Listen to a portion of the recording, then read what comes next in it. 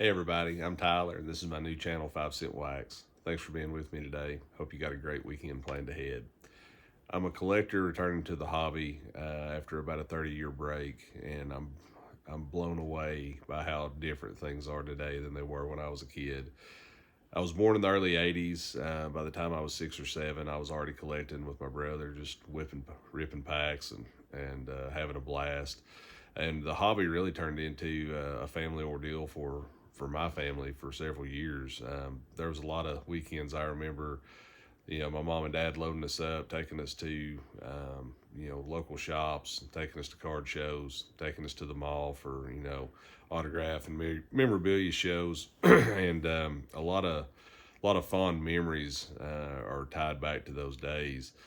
But like a lot of you, as I got older, I found myself, kind of with a shifting interest and my focus kind of going to other hobbies and other things, just in general, as I got kind of into the middle school and high school age, then into college. And the next thing I know, I'm, a husband and a father, trying to raise kids and trying to just do the best we can. And the last 30 years have become a blur. So it's been really nice to be able to look back at my childhood and those days when things were simple and we were just having fun and collecting for the joy of collecting. As far as how I got back to the hobby, it really in part due to a big life change. My older brother was born disabled due to some birth defects that he was born with, so he was in a wheelchair his whole life. Um, had very limited, use of his arms, so very limited upper body mobility as well as, complete disability in his lower body. And my brother was my hero. He was a brilliant guy, great sense of humor, huge sports fan, just a great friend, great brother, great all around guy. He never let his disabilities stop him from doing what he wanted to do. And every challenge that he faced, he met, head on. And so, unfortunately, we lost him in November of 2023 due to some health complications resulting from his disability. And so, for myself and the rest of my family, it's been a big life change. There's a big void there that his passing's left us with.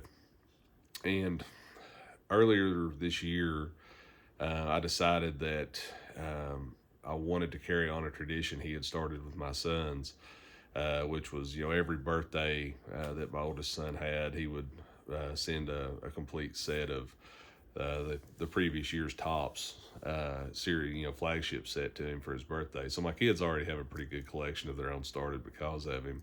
But we kind of realized after his passing that if we were going to carry that tradition on, we were going to have to do it ourselves. So we started putting a set of this year's 2025 flagship set together, and I quickly realized I was out of touch with modern cards. I don't understand them, the parallels and inserts and refractors, all that kind of thing.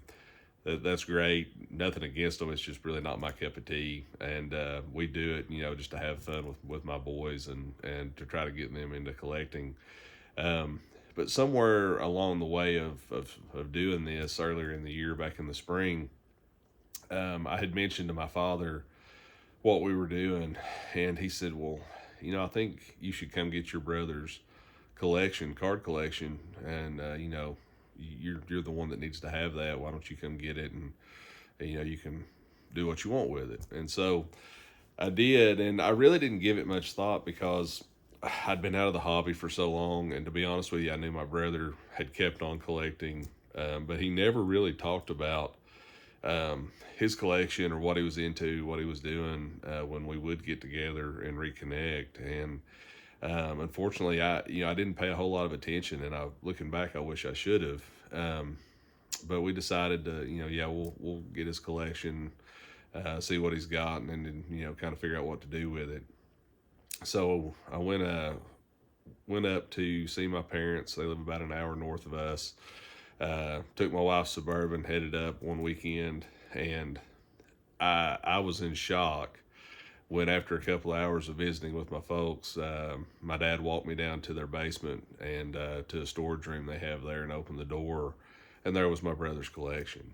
And unbeknownst to me, it had grown from the collection that I remember as a child, which was just purely junk wax, to baseballs, bats, autographs, you name it. And he had got into vintage baseball along the way, and I really didn't know about all that. He never really talked about that in conversations that came up when we were spending time together. Our focus was always on, my kids and what was going on and catching up and that kind of thing. And so it was just a little bit shocking to realize he had several years, decades really, worth of a collection built up.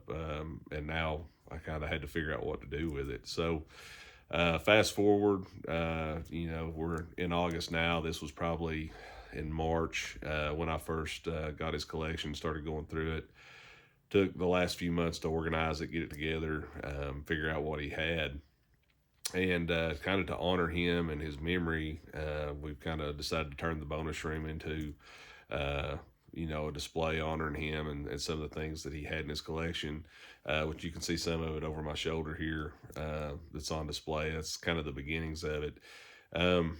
But along the way, I got the bug again. So I'm back into the business of collecting. I'm passionate about it. My focus has turned to vintage. I'm super into Hall of Fame rookies post-war right now. The golden era cards of the 50s and 60s. I've been picking stuff up from my own collection to add with my brother's collection as we go, and just having a blast doing it. And I was going to show you guys, I think, when I got the boxes and the binders and everything that encompassed my brother's collection home, the first box I opened really started bringing back the memories of my childhood that I told you about earlier. So the first box, just to give you an idea, had some true 80s classics in there. I love this bow. That was a huge card. I remember my brother had this poster on his wall. I think that was the cover of a Beckett issue that I remember sometime back in the day. Frank Thomas rookie, who doesn't love the 90s tops. And then my all-time favorite rookie card, the 89 Upper Deck. The kid, Ken Griffey. Remember that was a huge card when I was a kid, and we were super pumped when we pulled it out of a pack. It actually ended up putting the whole 89 set together as a kid in Upper Deck. But so you can kind of tell just from listening to me talk that there's a lot of the card collecting hobby that's intertwined in my past. And when I do something, I like to do it right. So I'm trying to learn all I can about vintage, particularly vintage baseball cards.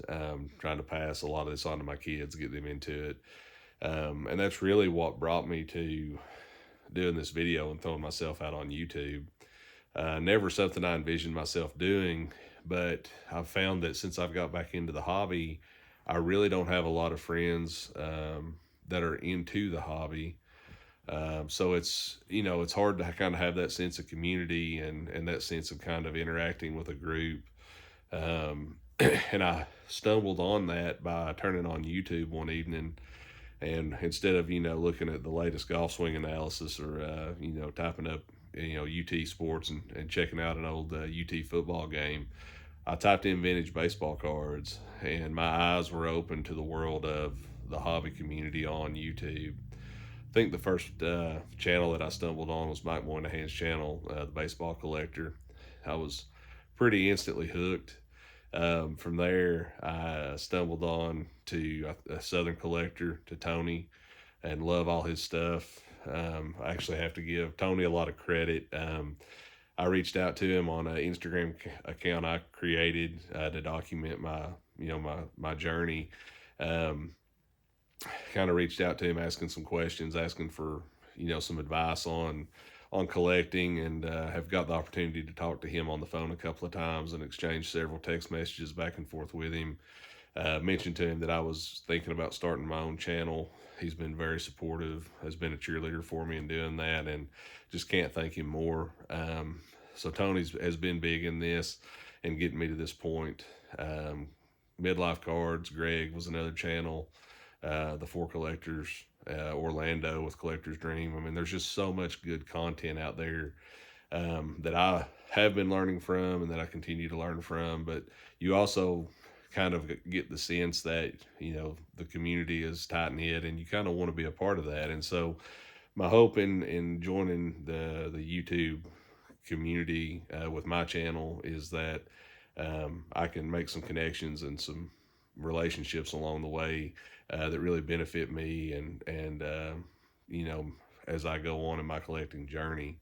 I've also, as I mentioned, I have the Instagram account. It's FiveCentWax if you want to give it a look, where I document a lot of my card pickups. So that will work in conjunction with this channel. And my hope for the channel is that you know, I'm able to use it as kind of a collaborative platform to where, you know, I can interface with you guys on my pickups and on my collection and on what I'm learning, but also that I can use it to, you know, kind of give you a collaborative look at, you know, other collectors and other dealers that are in the hobby, and kind of let that be my contribution to, you know, to this thing that is the YouTube sports community. So with that, I'm going to wrap it up. I'm going to thank you for, you know, listening to me rant about my past and about how I came to this point. And I thought that for this first quick video, I would show you my pickups from the month of July. Most of these came from the National in Nashville, Tennessee in July, but tickled to death with them. First one I'm going to show you is 55 Topps Harmon Killebrew. Beautiful card, great eye appeal on it. This one's in great shape, as you can see. See if I can cut the glare out some there. Great card there. Another good pickup. So this is the 60 Topps Carl Yastrzemski rookie, and I think I picked this one up from Nathan Burns, Grand Slam Collectibles. Had a table at the show. Really proud of this one.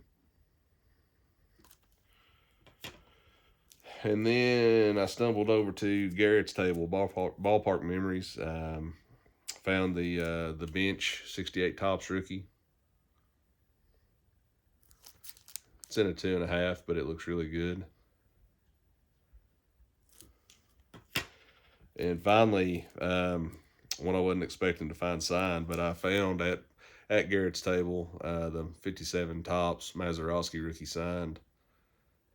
And why not? That kind of opened my eyes to the only thing better than a vintage rookie card is a signed vintage rookie card, right? So that was a good pickup.